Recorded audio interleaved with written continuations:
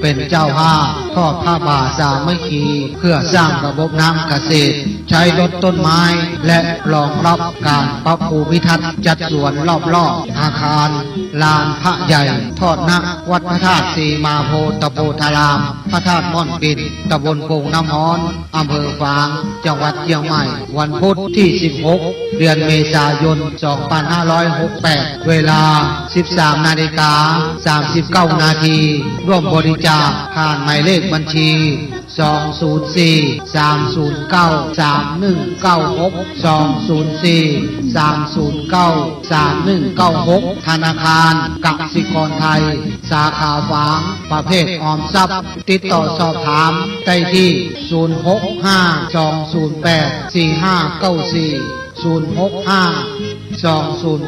065-208-4594 พระจำเริญโชติธรรมโมแสนศรีรักษาการเป็นเจ้าวาด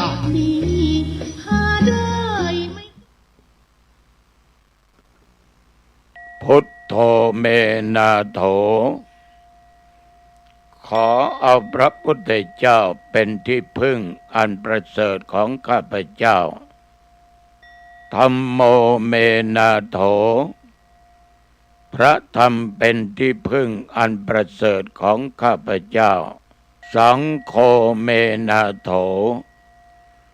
พระสงฆ์เป็นที่พึ่งอันประเสริฐของข้าพเจ้า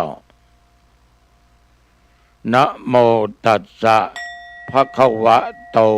อะระหะโตสัมมาสัมพุทธัสสะขอนอบน้อมแด่พระผู้มีพระภาคเจ้าพระองค์นั้นผู้ไกลจากกิเลสตรัสรู้ชอบได้โดยพระองค์เองทันโตเศรษโธมนุษย์เสสุขอเจริญสุขญาติโยมสาธุชนท่านผู้ฟังทั้งหลายทุกท่านทุกคนก็มาพบกันอีกนั่นแหละในรายการธรรมะก่อนนอนจากตัวเจ้าวัดหนองตองหางดงจังหวัดเชียงใหม่เรามาพบกันเป็นประจำทุกวันอังคารตั้งแต่เวลาเดี๋ยวนี้เป็นต้นไป1 ชั่วโมงโดยประมาณ1 ชั่วโมงโดยประมาณมาพบกันณทางสถานีวิทยุคลื่นพระพุทธศาสนาจริยธรรมศีลธรรม 104.50 ออกอากาศณที่วัดฝายหินตำบลสุเทพอำเภอเมืองจังหวัดเชียงใหม่รายการนี้ญาติโยมท่านทั้งหลายเป็นรายการบันทึกเป็นเสียงธรรมะไว้ในแผ่นซีดีแล้วก็มาขอให้คุณโยมเจ้าหน้าที่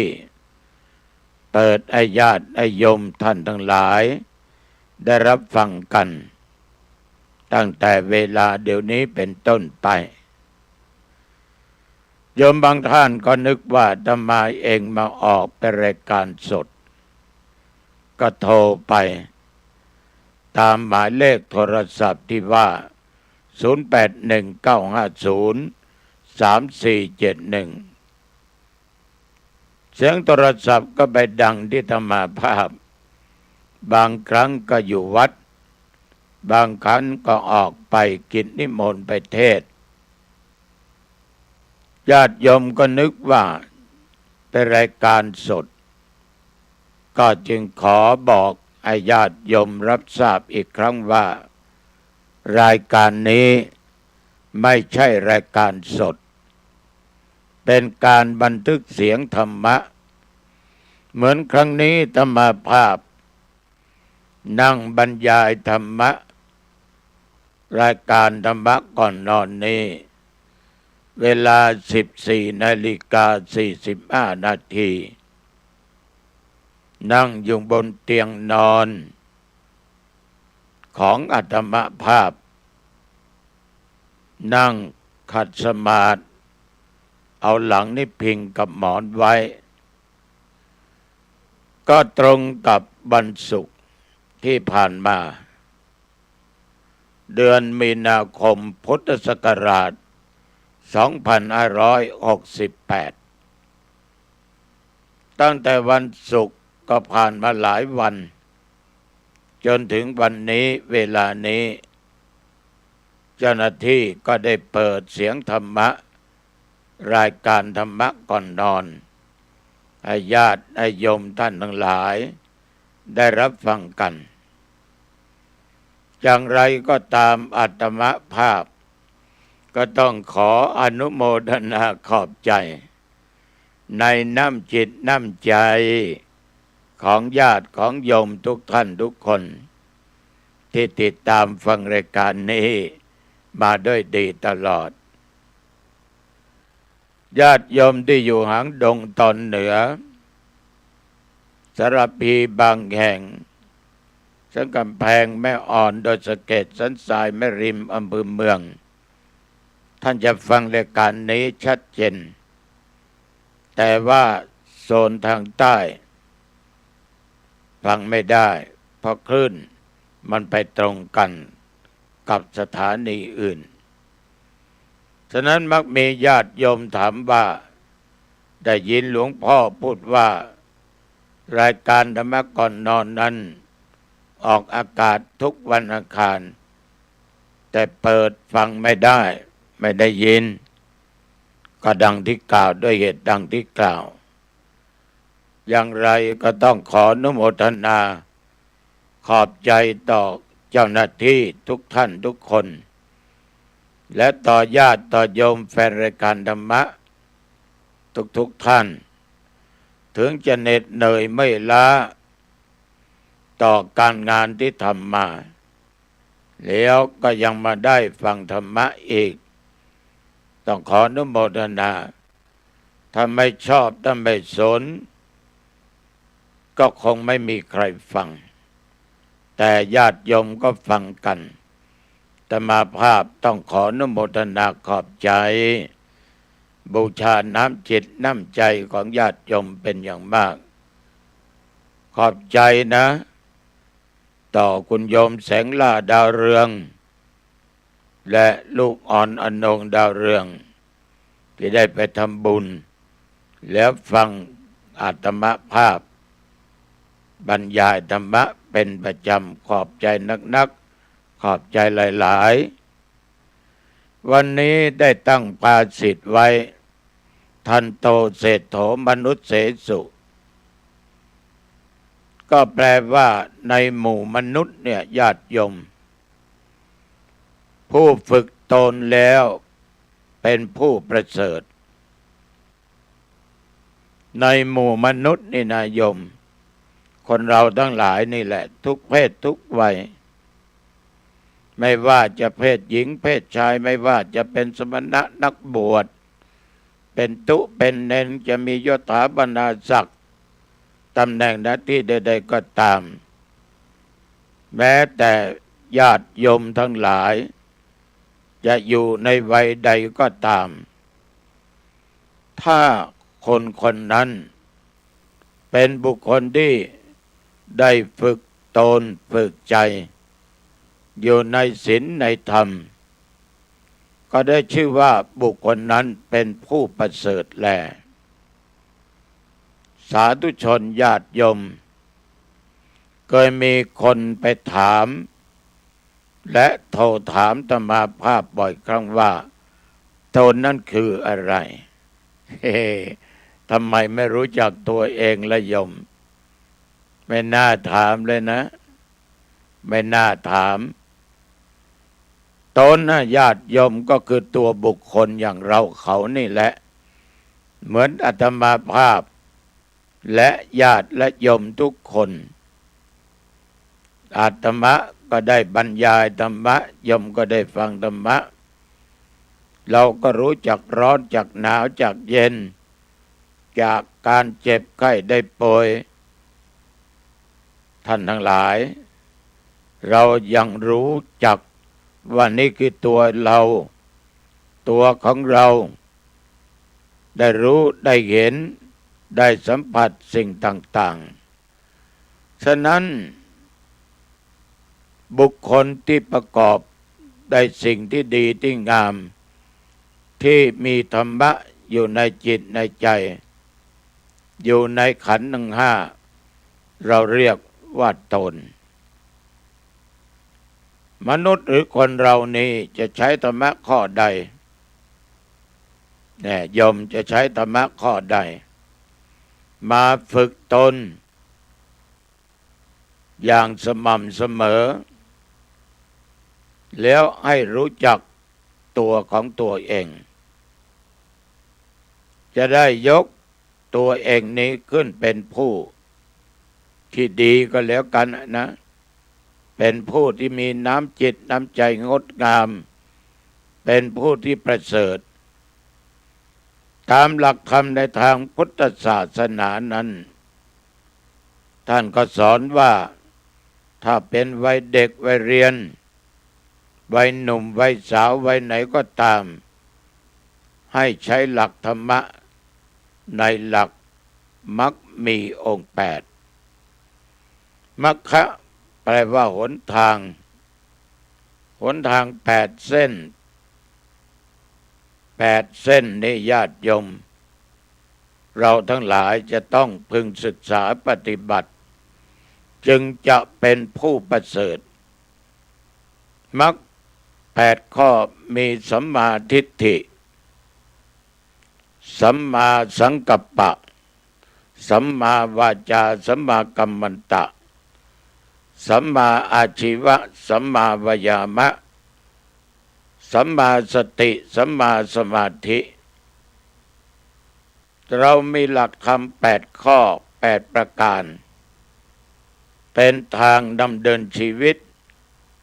ในการประพฤติปฏิบัติตามหลักอย่างสัมมาทิฏฐิปัญญาอันเห็นชอบเห็นอะไรล่ะเห็นชอบเห็นเรื่องสุขเกิดจากเหตุเรื่องความทุกข์เกิดจากเหตุและตัวอะไรเป็นตัวที่ทำให้เกิดทุกข์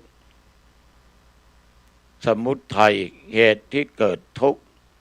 นั่นก็คือตัวตัณหาคือความทะยานอยากในกามตัณหาภวตัณหาวิภาวะตัณหาถ้าโยมจะดับทุกข์ต้องดับที่ตัวตัณหาที่ตัวตามันหันญาติโยมนะต้องตัดให้ออกให้หมดเพราะกามตัณหาความหลงอยู่ในกามภาวะตัณหาความอยากเป็นโน่นเป็นนี่อยากได้นั่นอยากได้นี่จิปทะวิภาวะไม่อยากเป็นไม่อยากได้ฉะนั้นท่านทั้งหลายความทุกข์เกิดจากตัณหาต้องดับตัณหาดับความคิดอ่านต่างๆที่เกิดขึ้นทางกายทางวาจาทางจิตใจอันเป็นตัวตัณหาดับไปหมดก็สามารถดับทุกข์ได้นอกจากนั้นก็จะต้องเป็นผู้มีธรรมะก็คือเรื่องของไตรสิกขา3ไตรคือ3ก็คือเรื่องของศีลสมาธิและปัญญาคนเรานี่ญาติโยมถ้าประพฤติปฏิบัติตามองค์แห่งศีลข้อแห่งศีลไม่ว่าจะเป็นคฤหัสถ์และบรรพชิตศีล5ศีล8หรือโบสถศีลก็สำหรับญาติโยมทั่วไปสามเณรก็10พระก็227ภิกษุณีนั้นศีลเยอะนะ311ข้อถ้าเราประกอบไปด้วยศีลด้วยธรรมความเจริญก็เกิดขึ้นแต่ทุกอย่างนั้นจะ ไปได้ตลอดมั่นคงรอดได้ไหมจะต้องมีสมาธิสมาธิคือความตั้งใจมั่นตั้งใจจะออกจากกามในกามคุณนะ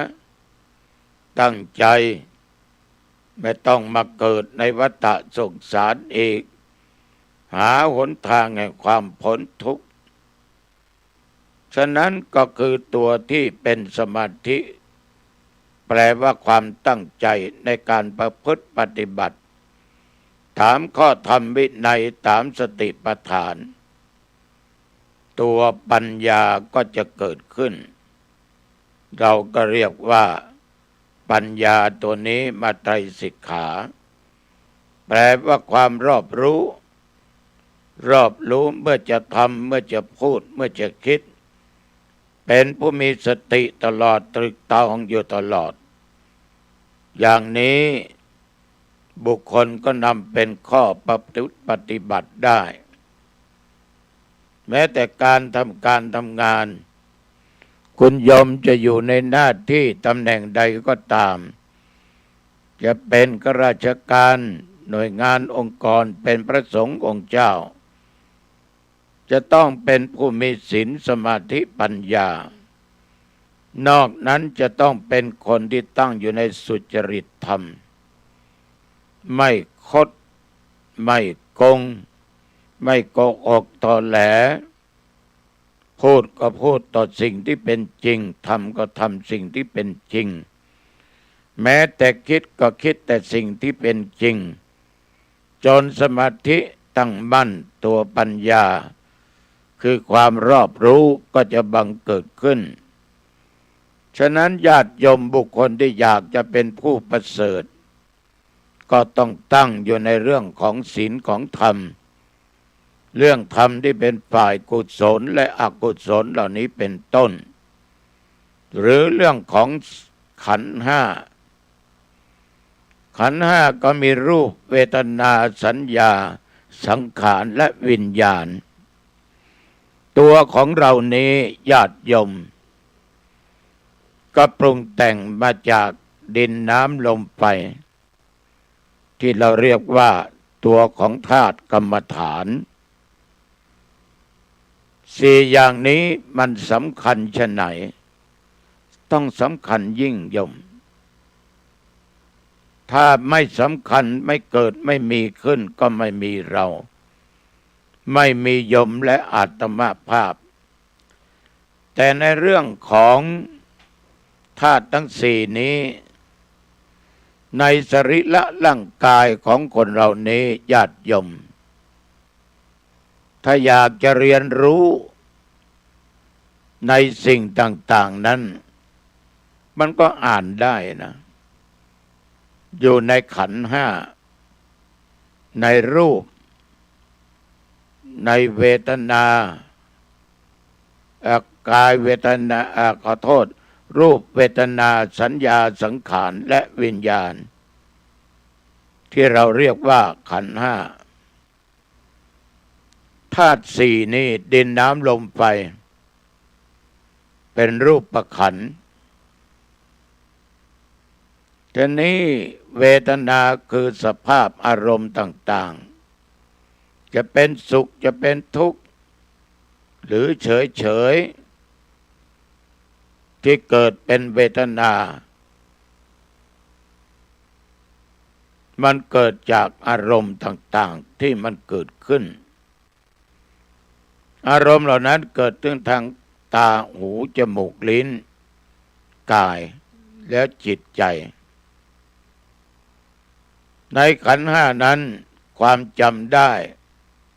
การหมายรู้เรียกว่าสัญญาขันธ์เจตสิกธรรมที่ปรุงแต่งแล้วทั้งกุศลอกุศลทั้งที่ไม่ใช่กุศลไม่ใช่อกุศลที่เรียกว่าสังขารขันธ์การรับรู้จากอายตนะ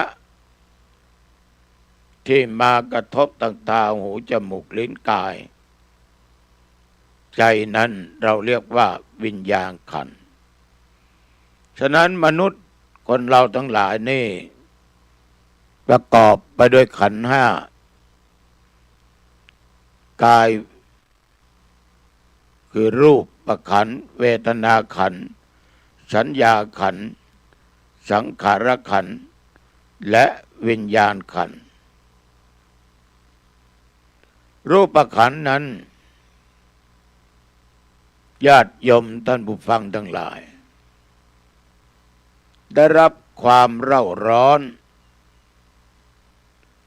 หัวใจเต้นเร็วมีความแรงของหัวใจมีมานะความถือตัวมีความโกรธความอาฆาตพยาบาทมาตร้ายสิ่งเหล่านี้ญาติโยมท่านผู้ฟังทั้งหลายเกิดมาจากรูปขันธ์ทั้งนั้นกายเราจะมีความเร่าร้อนหัวใจเราจะหงุดหงิดหัวใจเราจะเต้นแรงใจเรามักจะโกรธมักจะอาฆาตพยาบาทก็เกิดจากในเรื่องของทางกายทีนี้ที่มันเป็นทางอีกทางหนึ่งเวทนาคือไม่สุขไม่ทุกข์หรือสุขทุกข์ไม่สุขไม่ทุกข์เป็นอุเบกขาสุขเวทนาทุกขเวทนาญาติโยมทั้งหลายเวทนานี้ความรู้สึกในขณะที่โกรธว่ามันเป็นทุกข์ยกตัวอย่างเช่นว่าเวลานี้ญาติโยมไปทำการทำงานเมื่อตอนกลางวัน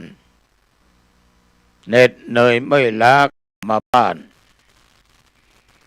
มาผ่านหาเรื่องกับสามีกับภรรยาโกรธซึ่งกันและกันต่างคนก็ต่างได้กระทบภาวะกับอารมณ์ต่างๆเกิดขึ้นถ้าหากว่าความรู้สึกในระหว่างที่โกรธมันเกิดขึ้นนั้นมันก็เป็นทุกขเวทนาได้คำด่าคำว่าส่อเสียดติฉินนินทาเป็นทุกขเวทนาได้เวลาเดี๋ยวนี้ญาติโยมท่านผู้ฟังทั้งหลายอาตมาภาพนั่งอยู่บนเตียงนอนเอาหลังพิงกับหมอนก็ยังปวดแข้งปวดขาปวดบั้นเอวปวดสันหลังนี่มันเกิดเวทนาขึ้นเพราะเวทนาต่างๆนี้มันรู้ในขณะที่มีความรู้สึกในการได้รู้ได้เห็นได้ยินได้ฟังในการสัมผัสมาเป็นอารมณ์ต่างๆยิ่งความโกรธมากเท่าไหร่ก็ทุกข์มากเท่านั้นโกรธน้อยก็ทุกข์น้อยไม่โกรธก็เฉยๆไม่โกรธมันก็ไม่ทุกข์ทุกวันนี้ญาติโยมความโกรธทำให้เกิดอะไรขึ้นก็ได้ที่มันไม่ดีสิ่งเหล่านี้อาตมาภาพและญาติโยมก็เคยผ่านมามีครั้งหนึ่งนะจะเล่าให้ญาติโยมฟังอาตมาก็ถูกคุณโยมเขาเนี่ยด่าที่บ้านโยมพ่อโยมแม่นั่นแหละแต่บังเอิญเหลือกับพี่กับน้องพ่อแม่ได้จากไปแล้ว ก็มีโยมคนหนึ่งมาปรึกษาเกี่ยวกับการที่จะแต่งงานใหม่จะเอาเมียใหม่โยมผู้หญิงก็จะเอาผัวใหม่ก็มาถามอาตมาว่ามันดีไหมอาตมาก็ย้อนว่าแล้วโยมผู้ชายมีพันธะไหมโยมผู้หญิงมีพันธะอยู่ไหมทั้งสองฝ่ายก็ตอบว่าไม่มีเมื่อตอบว่าไม่มีอาตมาก็บอกว่าก็สุดแล้วแต่ไม่ได้บังคับไม่ได้ชักจูงให้เขามาเป็นผัวเมียกันเพียงแต่ถามหาเหตุเมื่อทุกคนเป็นอิสระก็เป็นหน้าที่ของคุณโยมแต่ทีนี้ลูกสาวลูกบ่าวเขาไม่พอใจเขารู้ข่าวเขาก็มาด่าเป็นเรื่องอะไรของคิงงางหาสัตมาภาพมาบอกไอ้พ่อมายุไอ้แม่แต่งงานกันได้ยังไงเป็นพระแล้วเป็นตุเจ้าแล้วไอ้นั้นไอ้นี้เรียกอาตมาว่าอย่างนั้นอาตมาก็หัวเราะมันเรียกเราเป็นไอนะก็เราเป็นพระเราเป็นตุเราเป็นพระครูเราเป็นเจ้าคณะอำเภอเราไม่ได้เป็นไอ้นั้นไอ้นี้อาตมาก็ยิ้มเขาด่าเขาว่าจนถึงที่ว่ายังคิดขาดสติขาดปัญญาถามเอาขวานนี่จามหัวอาตมาภาพเดี๋ยวจะฟันหัวแบะเดี๋ยวจะฟันหัวอย่างนั้นอย่างนี้จิปะทะอาตมาภาพได้เพียงแต่ยิ้มให้เขาแต่ไม่พูดจาอะไรนะยิ้มอย่างเดียวยิ้มอย่างเดียวถ้าไปโกรธนี่เราจะทุกข์เขาว่ามาเราว่าไปก็ยิ่งทุกข์มันไม่มีที่จะสิ้นสุดอาตมาก็ถืออุเบกขาถึงความวางเฉยในที่สุดญาติโยม5-6 วันเนี่ยคนที่ถามเอาขวานจามหัวอาตมาภาพมาที่วัดก็แปลกดีมากราบแล้วก็บอกว่าตุลุงหนูขอยืมตังค์สัก2,000 บาทกูจะตังค์ที่ไหนมาให้ก็นึกได้ว่าคืนที่แล้วไปเทศโยมถวายกันเทศให้2,000 กว่าก็แบ่งปันให้โยมไปโดยจิตใจไม่มีอารมณ์อาฆาตพยาบาทเพราะเราไม่ได้ไปโกรธให้เขาแค่คำมั่นสัญญาว่าขอยืมไป3-4 วันก็จะเอามาคืน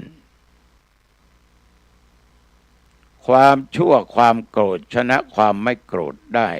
ไม่มีนอกจากความไม่โกรธชนะความโกรธได้นั่นมันมี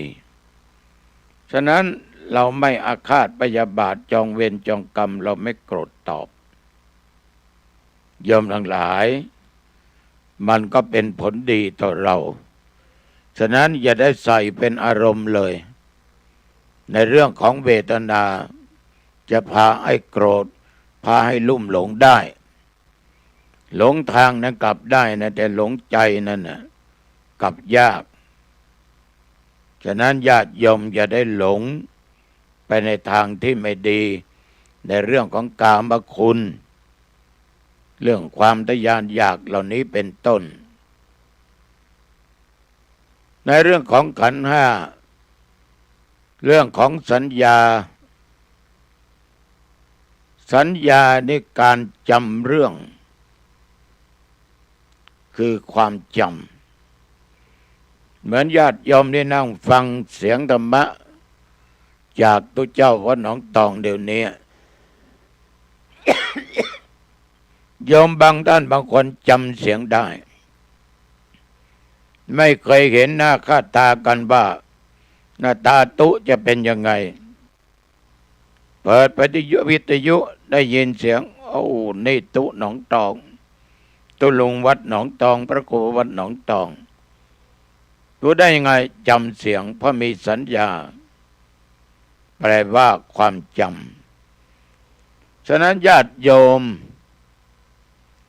อารมณ์ต่างๆนี่ที่มันเกิดขึ้นในสัญญาขันธ์นั้นมันจำได้หมดทั้งดีไม่ดีบางคนนี่เขามาดุมาด่าย้ำกูต้องตอบไม่ได้โกรธอาฆาตพยาบาทมาตร้ายเหมือนคนบางคนมีการมีงานเราบอกว่าถามว่าไปถึงคนนั้นไหมไม่เอาไม่ค่อยถูกชะตากันญาติโยมเป็นทุกข์ไหมทุกข์โยมนิมนต์ตัวเจ้าองค์นี้ไหมเอาไหมไม่เอามีทิฏฐิมีมานะมีอุปทานความยึดมั่นถือมั่นต่อสิ่งนั้นต่อสิ่งนี้ฉะนั้นถ้าหากว่าเป็นสัญญาสามารถจำได้ว่าใครด่าโยมใครโกรธให้โยมโยมโกรธให้ใครแต่ว่าควรให้อภัยไม่ควรที่จะต้องมาถือสาอาโทษไม่ต้องมาจดมาจำเพราะมันเป็นสิ่งที่ไม่ดีโยมทั้งหลายถ้าจำเรื่องขันธ์ห้าได้ยิ่งดีรูปเวทนาสัญญาสังขารวิญญาณเป็นอย่างนั้นอย่างนั้นสิ่งเหล่านี้ทำให้เราเป็นทุกข์อยู่ทุกวันใช้ปัญญาตึกตองว่าทำยังไงดีให้พ้นทุกข์เหมือนพุทธเจ้าในขันธ์ห้าอีกข้อหนึ่งสังขารขันธ์สังขารขันธ์นี่ไม่ใช่ขันธ์ไม่ใช่ธาตุสี่ดินน้ำลมไฟนะมันเป็นการปรุงแต่งของอารมณ์โกรธก็ว่าได้หรืออารมณ์ส่วนใดส่วนหนึ่งเหมือนญาติโยมบางท่านบางคนนัดเพื่อนไว้กับทีหลังมาไม่ไผ่ยมโกรธกลายเป็นอาฆาตพยาบาทฉะนั้นอารมณ์จิตใจของคนเรานี้มีชีวิตอยู่มันจะปรุงแต่งทั้งความดีความชั่วความดีก็ฝ่ายกุศลธรรมความชั่วก็ฝ่ายอกุศลธรรมท่านทั้งหลายเรื่องเหล่านี้เป็นเรื่องที่สำคัญฉะนั้นการดำรงชีวิตอยู่ในโลกนี้โยมจะต้องปรุงจิตปรุงใจไปในทางที่ดีนะโดยยึดเอาเรื่องของศีลเรื่องของสมาธิเรื่องภาวนาเป็นเครื่องดำเนินชีวิตวงเล็บไม่ใช่ว่าไม่ต้องดิ้นรนไปหาอะไรไม่ใช่อย่างนั้นต้องขยันมากกว่าเดิมได้ยิ่งดีอย่าเข้าใจธรรมะของพระพุทธเจ้าผิดสังขารการปรุงแต่งเราให้ทานเรารักษาศีลเราฟังเทศน์เราเจริญภาวนานี่เป็นการปรุงแต่งในด้านกุศลธรรมถ้าจิตใจของเรานั้นมีแต่บาปไม่หาบุญเลยฆ่าคนนั้นฆ่าสัตว์นี้ลักโลภโกรธเอาของคนอื่นมาเป็นของตัวตนนอกใจสามีภรรยาโกหกตอแหลดื่มเหล้าเมลัยฝิ่นกัญชาของมึนเมาทุกชนิดมันก็เป็นอารมณ์ในทางที่ไม่ดีในทางที่เป็นอกุศลฉะนั้นกุศลคือทำฝ่ายดีอกุศลคือทำฝ่ายชั่วเจตสิกธรรมนั้นมันปรุงแต่งสังขารขันธ์ทั้งกุศลอกุศลและ อัพยากฤตเหล่านี้เป็นต้นอัพยากตะท่านทั้งหลายนี่เวทนาสัญญาขันธ์แล้วมาถึงวิญญาณขันธ์นี่คือการรับรู้ในการปรุงแต่งในการทรงจำในความรู้สึกแล้วในอาการทางกายบ้างจะเป็นขณะทำบุญขณะโกรธขณะทำอะไรก็ตามเพราะการรับรู้ทางอายตนะเนี่ยวิญญาณขันธ์นี่ญาติโยมมันรู้ได้ทั้งดีและทั้งไม่ดีเราเห็นรูปในสิ่งไม่ดีเราทำสิ่งดีตามที่รู้ที่เห็นตามที่ได้ยินได้ฟังมันก็เป็นการสร้างปรุงแต่งในเรื่องของสังขารธรรมแปรดีในสิ่งที่ไม่ดีก็ตรงกันข้ามฉะนั้นการกำหนดในเรื่องของขันธ์ห้าเมื่อเราจะคิดดูแล้วญาติโยมอยู่ในอริยสัจทั้งสี่คือทุกข์สมุทัยนิโรธมรรคตามที่อาตมาภาพได้พูดให้ญาติโยมได้ฟังอารมณ์โกรธนี่โยมทั้งหลายต้องดับให้ได้นะดับให้ได้อารมณ์โกรธมีกับใครต้องดับให้ได้ไฟลุกไหม้ต้องดับให้ได้ถ้าดับไม่ได้ก็ลามไปที่อื่นจากเล็กน้อยก็กว้างขวางใหญ่โตฉะนั้นอารมณ์ที่เกิดขึ้นกับสังขารเกิดขึ้นกับสังขารที่จะปรุงแต่งพยายามละอารมณ์อันเป็นสิ่งไม่ดีนั่นนะละทิ้งห่างไกลให้มากที่สุดสิ่งไหนเป็นสิ่งดีเป็นอารมณ์ดีโยมก็เก็บเอาสิ่งเหล่านั้นมาเป็นข้อปฏิบัติประจำชีวิตประจำวันมันก็เป็นกุศลฝ่ายที่ดีรู้กายเวทนารูปเวทนาสัญญาสังขารวิญญาณจำได้ไม่รู้คนนี้ตายไปนี้จำใครไม่ได้นะเหมือนเราไปในงานขาวดำไปงานศพไม่มีสักครั้งที่เขาจะมาทักเราแต่มาเป็นงานศพของตุเจ้าองค์นั้นก็ไม่ทักเป็นงานศพของญาติของโยมของพ่ออุ้ยแม่อุ้ยของคนหนุ่มคนสาวเด็กก็ตามอะไรก็ตามของพระสงฆ์องค์เด่นไม่ใช่ว่าเราลงรถเอามาเดี๋ยวนี้หรือท่านพระครูเราไม่ไปแล้วเราจะหันหลังกลับแล้วฉะนั้นสิ่งเหล่านี้สัญญาคือความจำในจิตในใจเรานั้นหมดไป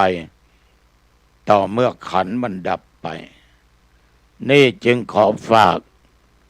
ไว้กับญาติกับโยมให้นำไปคิดให้นำไปพิจารณานะในเรื่องของเกี่ยวกับเรื่องของขันธ์ห้าและก็เรื่องของการสร้างตัวสร้างตนให้รู้จักตัวจักตนว่าแท้ที่จริงตัวของตัวเราเองที่สมมุติว่าเป็นโน่นเป็นนี่นั้นชื่อนั้นชื่อนี้มันล้วนแต่ปรุงแต่งมาจากธาตุทั้งสี่คือดินน้ำไฟลมเท่านั้นแต่ในนั้นมีขันธ์ห้าเป็นฝ่ายขับเคลื่อนรับอารมณ์ต่างๆรูปเวทนาสัญญาสังขารและวิญญาณถ้าหากว่าเวลาไหนเวลาใดขันธ์ห้ามันหยุดมันนิ่งมันไม่ขับเคลื่อนมันไม่เดินไปข้างหน้าก็แสดงว่าเวลานั้นเราหมดลมหายใจเข้าออก ก็คือตายฉะนั้นต้องค้นในตัวในกายของเราออกให้ได้แล้วขอฝากกับญาติกับโยมให้เอาพระพุทธเจ้าเป็นที่พึ่งให้เอาพระธรรมเจ้าเป็นที่พึ่งให้เอาพระสังฆเจ้าเป็นที่พึ่งเพราะเหตุใดเพราะมันเป็นสิ่งที่เป็นมงคลต่อชีวิตคนเราทุกวันนี้ถ้ามีพระพุทธพระธรรมพระสงฆ์แล้วไม่ต้องกลัวจิตใจจะตกต่ำเราจะเป็นผู้มีจิตใจที่สูงเป็นมนุษย์ที่สมบูรณ์แบบวันนี้ก็บรรยายธรรมะมาพอสมควรแก่เวลาอาจจะสับสนหน่อยยังไงก็ขอฝากไว้คิดใช้สติตึกตองพิจารณาเอาที่เป็นแก่นเป็นสารเป็นสาระนำเป็นข้อปฏิบัติก็จะเกิดบุญบารมีกับญาติกับโยมทำงานเข้ามาบ้านปิดประตูบ้านให้มิดชิดขึ้นบนบ้านปิดประตูหอเรือนปิดหน้าต่างให้เรียบร้อยเก็บของที่มีค่าไว้ให้ดีสิ่งไหนสิ่งใดที่โยมจะใช้พรุ่งนี้ก็จงเก็บวางไว้ที่ตาเห็นเวลาเดินผ่านถ้าไม่ได้ทานข้าวทานอาหารของว่างต่างๆก็รีบทานแล้วก็ชำระร่างกายเพราะตอนกลางวันไปทำงานเหงื่อไขไหลเยิ้มออกมาชำระร่างกายให้สดใสให้หมดใหม่ทางนอกเรามีสบู่เรามีอะไรมาชำระให้ใสสะอาดแต่ในใจเรามีศีลมีธรรมเรามีธรรมะขัดเกลาให้มันสะอาดเรียบร้อยก็นุ่งอาบน้ำอาบอะไรนุ่งห่มผ้าสิ่งที่เราชอบไม่อึดอัดสีที่เราชอบนุ่งแล้วสบายแล้วก็ไหว้พระ5 หน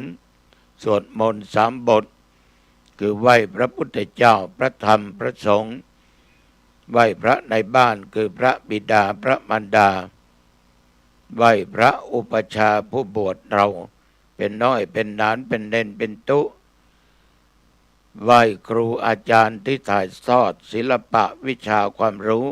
ให้แก่เราแล้วก็สวดมนต์3 บทอิติปิโสสวากขาโตสุปฏิปันโนเจริญสมาธิภาวนาพอสมควรแก่เวลากี่นาทีกี่วินาทีก็ช่างมันแล้วก็แผ่เมตตาแก่สรรพสัตว์เจ้ากรรมนายเวรเทพอารักษ์เจ้าบ้านเจ้าหอเจ้าเฮือนเทวบุตรเทวดาสรรพสัตว์ทั้งหลายญาติทั้งหลายเพื่อนร่วมสุขร่วมทุกข์เกิดแก่เจ็บตายด้วยกันทั้งหมดทั้งสิ้นในโลกนี้แผ่เมตตาแก่ผู้มีพระคุณอุปัชฌยครูบาอาจารย์ปู่ย่าตายายญาติพี่น้องในสายโลหิตเดียวกันก็ดีต่างสายโลหิตก็ดีแผ่เมตตาให้พ่อให้แม่แล้วอย่าลืมแผ่เมตตาแก่ตัวเองนึกในจิตในใจว่าข้าพเจ้าเกิดมาชาตินี้ชาติหน้าก็ตามความอดความอยากความทุกข์ความยากความลำบากจงอย่าได้เกิดมีแก่ข้าพเจ้าขอให้มีสติปัญญามากมายด้วยโภคทรัพย์สมบัติแก้วแหวนเงินทองก็อธิษฐานเอาตั้งจิตตั้งใจเอาแล้วก็แผ่เมตตาแก่ตัวเองแผ่เมตตาแก่ตัวเองเมื่อแผ่เมตตาแก่ตัวเองจบแล้ว